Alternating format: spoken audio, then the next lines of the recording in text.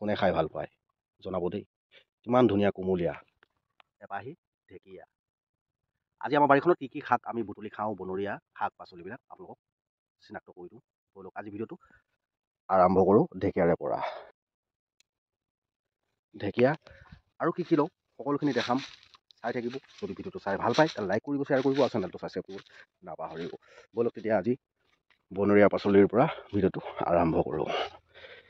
আহি পালোহি আকৌ এই ভাগ।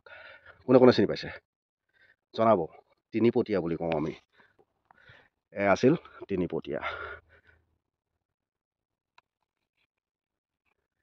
গাহৰিৰ লগত খুব সোৱাদ হোৱা এবিধ পাচলি চিনি পাইছেনে? ডিমৰু।